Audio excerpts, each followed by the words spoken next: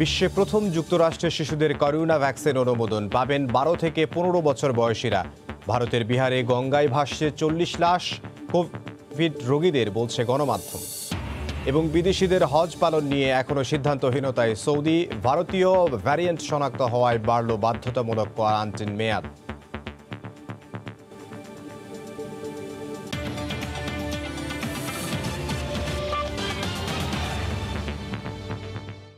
আন্তর্জাতিক সময় সঙ্গে আছে আমি ইমদাদুল হক।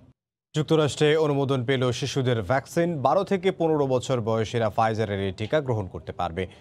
এর মাধ্যমে বিশ্বের প্রথম দেশ হিসেবে শিশুদের জন্য টিকা উন্মুক্ত করল জো বাইডেন প্রশাসন। এদিকে দেশটিতে ধীরে ধীরে কমছে করোনার প্রকোপ। আক্রান্ত নেমেছে 25,000-এর মধ্যে, প্রতিদিন মৃত্যু 300-র মতো। যুক্তরাষ্ট্র থেকে লস্কর আল মামুনের আরও একটি রিপোর্ট।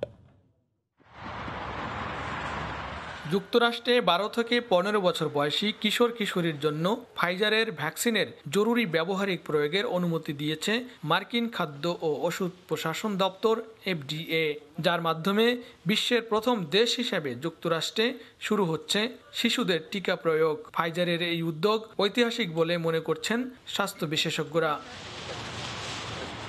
কোভিড-19 আক্রান্ত হয়ে যুক্তরাষ্ট্রে এ পর্যন্ত প্রায় 6 লাখ মানুষের মৃত্যু হয়েছে, যার মধ্যে 18 বছরের নিচের বয়সীর সংখ্যা 300 জনেরও বেশি। বিজ্ঞানীরা জানাচ্ছেন পুরো বিশ্বের ভ্যাকসিনেশনের জন্য 12 থেকে 15 বিলিয়ন ডোজ টিকা দরকার। এ পর্যন্ত সব ধরনের টিকা মিলিয়ে করোনা ভ্যাকসিন উৎপাদন হয়েছে কেবল 1.2 বিলিয়ন। এই গতিতে যদি টিকা উৎপাদন হয় তাহলে পৃথিবীর সব প্রাপ্তবয়স্কদের জন্য প্রয়োজনীয় টিকা উৎপাদন করতে সময় লাগবে ডিসেম্বর 2023 সাল পর্যন্ত। আর শিশুদের এ তালিকায় যোগ করলে এ সময় আরও বেশি প্রয়োজন হবে। লস্কর আল মামুন, সময় সংবাদ, যুক্তরাষ্ট্র। বিশ্বের বিভিন্ন দেশে চলছে রাশিয়ার ভ্যাকসিন স্পুটনিক ভি এর প্রয়োগ, হচ্ছে উৎপাদনও। এরই মধ্যে কয়েক কোটি মানুষ গ্রহণ করেছেন এই টিকা। এটি করোনা প্রতিরোধে 90% বেশি কার্যকর। রাশিয়ায় থাকা বাংলাদেশি চিকিৎসকরা বলছেন, রুশ টিকা গ্রহণের পর করোনায় আক্রান্ত হওয়ার আশঙ্কা নেই। চালান এলে বাংলাদেশের মানুষও নির্বিঘ্নে গ্রহণ করতে পারবেন এই ভ্যাকসিন। এপ্রিলের শেষে বাংলাদেশে অনুমোদন পায় রাশিয়ার ভ্যাকসিন স্পুটনিক ভি। অক্সফোর্ড অ্যাস্ট্রাজেনেকার টিকার সরবরাহ সংকটে এর ওপর আস্থা রাখে বাংলাদেশ। প্রতিবেশী ভারত সহ বিশ্বের বিভিন্ন দেশে চলছে রুশ ভ্যাকসিনটির প্রয়োগ। কয়েকটি টিকা নিয়ে যখন প্রশ্ন উঠেছে মানবদেহে তা ক্ষতি সাধন করছে, ঠিক সেই সময় রুশ ভ্যাকসিনটি এখনও প্রশ্নের ঊর্ধ্বে। রাশিয়ায় থাকা বাংলাদেশি গবেষকরা বলছেন, করোনার ভারতীয় ধরনের বিরুদ্ধেও লড়তে সক্ষম এটি। এমনকি মডার্না ফাইজারের থেকেও এটি বেশি কার্যকর। বাংলাদেশি চিকিৎসকরা তাই আশাবাদী, দেশে প্রয়োগ শুরু হলে কমে আসবে কোভিডের প্রকোপ। রাশিয়াতে প্রায় 2 কোটি মানুষ এই ভ্যাকসিনটি গ্রহণ করেছে।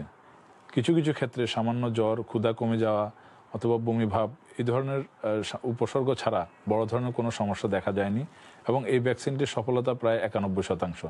তাই রাশিয়া ছাড়াও রাশিয়ার বাইরে অনেক দেশ এই ভ্যাকসিনটি গ্রহণ করছে এবং করোনা প্রতিরোধের ক্ষেত্রে এই ভ্যাকসিনটির একটি ভালো সুফল পাওয়া যাচ্ছে।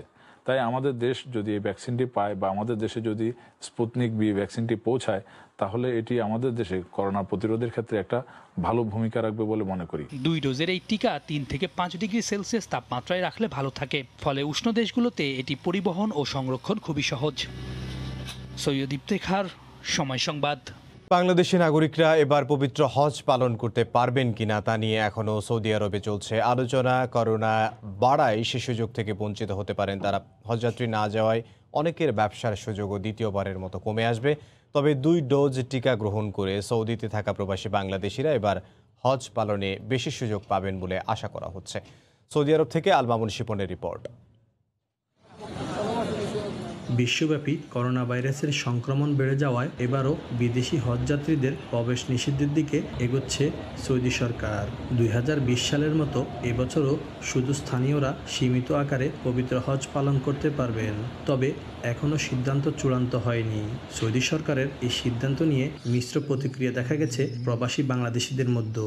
হজযাত্রী না আসায় এই খাতের সঙ্গে সংশ্লিষ্ট প্রবাসী ব্যবসায়ীরা এবারও ক্ষতির মুখে পড়বেন, তাই তারা রয়েছেন দুশ্চিন্তায়। সৌদি আরব যে হজ মিশনগুলো এগুলো সবগুলোই বন্ধ, কারণ আমার মনে অনেক আশা ছিল যে আমরা না বড় হজ করুম একসাথে, আমাদের নসিবে ছিল না গত বছর। এবছরও করতে পারুম কিনা হজ জানি না, অথবা এবছরও হবে না, কারণ বাড়ির থেকে কোনো হাজিও আসবে না, শুধু সীমিত যারা ন্যাশনাল এখানে আছে হাজিগুলো হয়তো এদেরকে পারমিশন দিব। অনেক প্রবাসী আবার মনে করছেন গেলবার খুব কম সংখ্যক প্রবাসী বাংলাদেশি পান হজের সুযোগ। এবার টিকার 2 ডোজ নেওয়া হলে তাদের সংখ্যা বেড়ে যাবে। এবারেও আমরা হজের জন্য হজ সম্পাদন করার জন্য আবেদন করেছি, তো জানি না আসলে এটা আমাদের বাকি আছে কিনা। যদি বাকি থাকে তাহলে হয়তো হজ আমরা এবছর করতে পারবো, তবে আমরা আবেদন করেছি। আমার মতো অনেকেই এরকম আবেদন করেছে।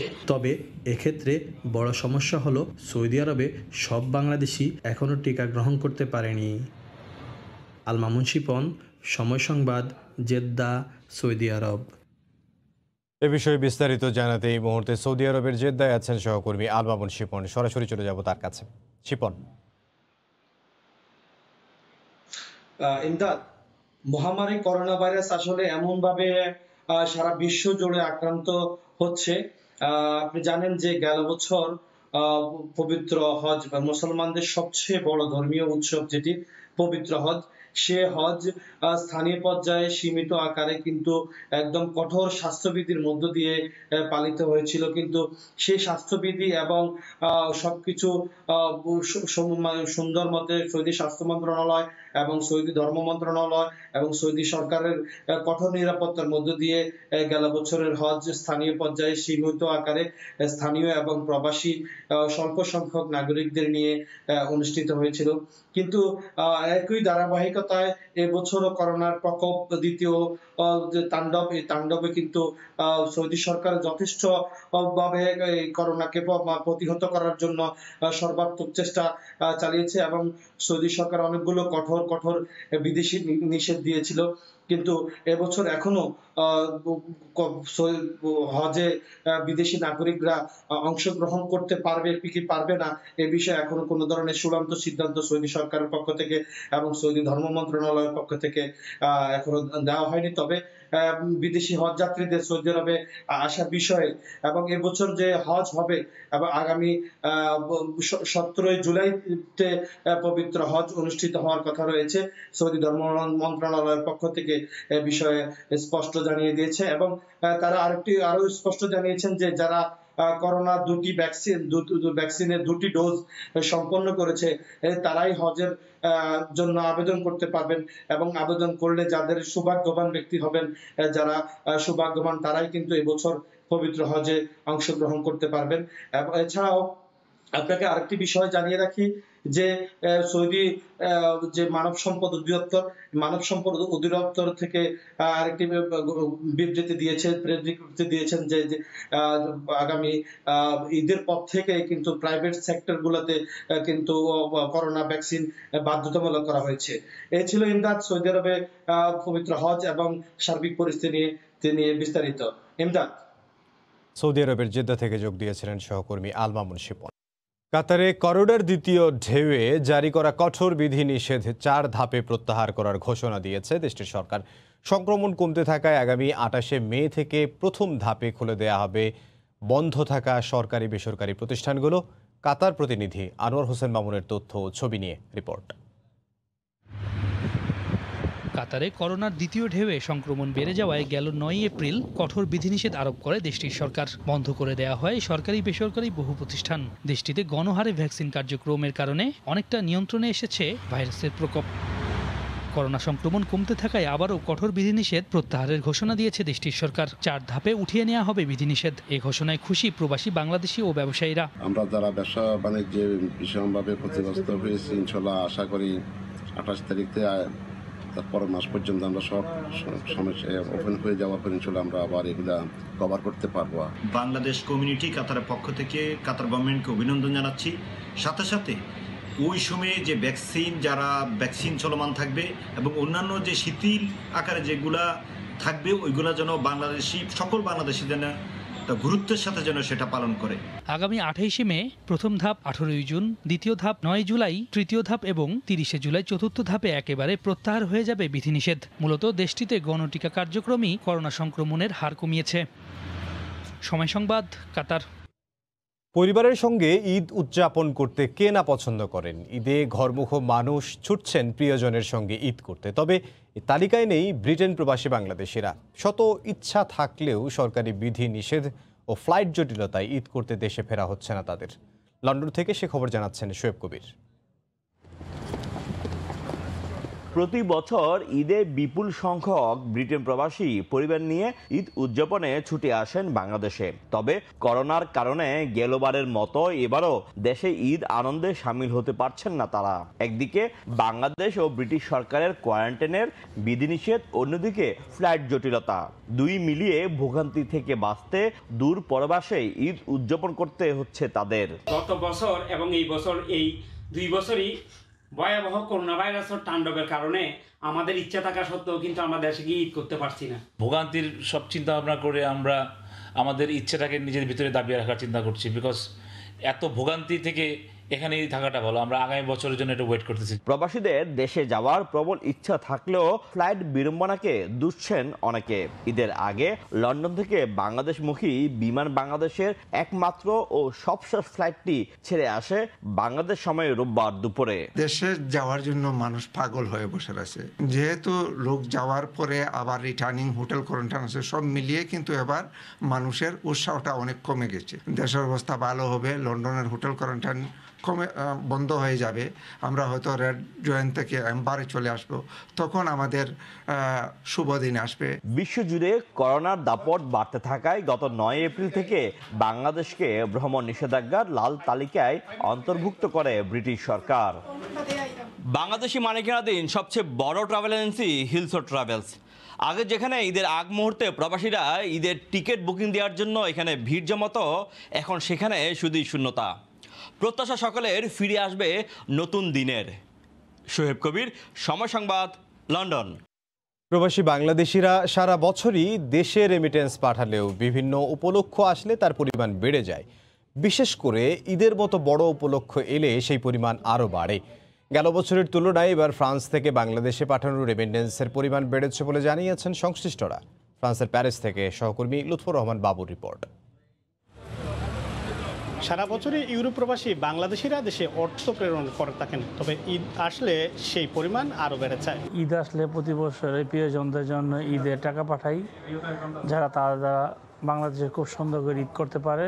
করোনা বিপর্যস্ত অবস্থার মধ্যেও ফ্রান্স প্রবাসী বাংলাদেশিরা তাদের স্বজনদের জন্য দেশে অর্থ প্রেরণ করেছেন, যা গত বছর তুলনায় ছিল কিছুটা বেশি। টাকার বিপরীতে ইউরোর রেট এবার কিছুটা বেশি, আর সরকারের প্রণোদনা, এসব কারণেই দেশে টাকা প্রেরণের পরিমাণ বেশি ছিল বলে মনে করছেন সংশ্লিষ্টরা। বাংলাদেশ সরকার এবার 2% প্রণোদনা দিচ্ছে, প্লাস এরা বেতন পাইছে এবং খুশি মনে তাদের ফ্যামিলির জন্য স্বাচ্ছন্দ্য বোধ করে টাকার রেটও বেশি। এবার টাকার রেট একটু বেশি, এর জন্য আমরা করোনার মধ্যে কাজকর্ম না থাকলো, আমরা রেট ভালো থাক নাই, আমরা টাকা দেশে পাঠাইতেছি। করোনা বিপর্যয়ের মধ্যেই ফ্রান্স প্রবাসী বাংলাদেশিরা তাদের স্বজনদের জন্য এবারের ঈদেও রেমিটেন্স পাঠিয়েছেন, আর তাদের প্রেরিত এই রেমিটেন্সে বাড়ছে বৈদেশিক মুদ্রা রিজার্ভ, যা দেশের অর্থনীতিকে শক্তিশালী করছে। মামুনুল বাবু, সময় সংবাদ, প্যারিস। ভারতীয় ভ্যারিয়েন্টে নাকাল মালয়েশিয়া পার করছে করোনাকালীন সবথেকে বাজে সময়। নতুন ধরনের করোনার বিস্তার রোধে তৃতীয় দফায় আবারও দেশব্যাপী লকডাউন ঘোষণা করেছে দেশটির সরকার। এমন পরিস্থিতিতে স্থানীয়দের পাশাপাশি শঙ্কা আর অনিশ্চয়তায় দিন কাটাচ্ছেন প্রবাসী বাংলাদেশিরা। মালয়েশিয়া থেকে মোহাম্মদ আব্দুল কাদেরের রিপোর্ট। মালয়েশিয়া জুড়ে ভয়াবহভাবে ছড়িয়ে পড়ছে কোভিড-19 আক্রান্তের সংখ্যা। এমন পরিস্থিতিতে আগামী 12 মে থেকে 7 জুন পর্যন্ত দেশব্যাপী লকডাউন ঘোষণা করেছে দেশটির সরকার। তৃতীয় দফার এই লকডাউনে জোরদার করা হয়েছে কঠোর নিরাপত্তা। একই সঙ্গে দেশটির আন্তজেলা ও আন্তঃরাজ্য ভ্রমণের উপর কঠোর নিষেধাজ্ঞা দেয়া হয়েছে। সাধারণ মানুষের চলাচল নিয়ন্ত্রণে মোতায়েন করা হয়েছে আইন শৃঙ্খলা বাহিনী। রাস্তাঘাট সহ বিভিন্ন জায়গায় বসানো হয়েছে চেকপোস্ট। এতে আতঙ্ক আর অনিশ্চয়তায় দিন কাটছে প্রবাসীদের। এখন দেশব্যাপী যে লকডাউনের ঘোষণা করা হয়েছে, তাতে সবচেয়ে বেশি ক্ষতিগ্রস্ত হবেন মালয়েশিয়ায় অবস্থানরত অবৈধ অভিবাসীরা। অনেক ব্যবসায়ী ব্যবসা বন্ধ করে দিয়েছেন, অনেক শ্রমিক চাকরি হারিয়েছেন, অনেক প্রবাসী শ্রমিক বাংলাদেশে গিয়ে আটকা পড়েছেন। সরকারি কিছু কিছু স্থাপনা প্রতিষ্ঠান এগুলো বন্ধ থাকার কারণে আমাদের কাঙ্ক্ষিত কাজগুলো আমরা সঠিকভাবে সম্পন্ন করতে পারতেছি না। করোনার নতুন ধরনের বিস্তার রোধে আরও জড়ো পদক্ষেপ নেওয়ার কথা জানিয়েছেন দেশটির প্রধানমন্ত্রী তান শ্রী মহিউদ্দিন ইয়াসিন। লকডাউন চলাকালীন সময়ে শিক্ষার্থীরা অনলাইনে শিক্ষা কার্যক্রমে অংশ নিতে পারবেন। ব্যক্তিগত গাড়িতে ড্রাইভার সহ 3 জনের চলাচলের অনুমতি দেয়া হয়েছে। প্রত্যেক অফিসে 30% কর্মচারীকে দেয়া হয়েছে কাজ করার অনুমতি। ঈদ উপলক্ষে কোনো ধরনের জমায়েত নিষিদ্ধ রয়েছে, তবে স্বাস্থ্যবিধি মেনে 50 জনের মধ্যে সীমাবদ্ধ থেকে মসজিদ ও সুরাগুলোতে দেয়া হয়েছে ঈদের নামাজ আদায়ের অনুমতি। মোহাম্মদ আব্দুল কাদের, সময় সংবাদ, কুয়ালালামপুর, মালয়েশিয়া। কুয়েতে এবার একেবারেই জমেনি আতর ও পারফিউমের বেচা কেনা। ক্রেতাশূন্য মার্কেটগুলো। মহামারী করোনার প্রাদুর্ভাব রোধে সরকারের দেয়া 12 ঘন্টার কারফিউ চলছে দেশটিতে, ফলে চরম বিপাকে পড়েছেন ব্যবসায়ীরা।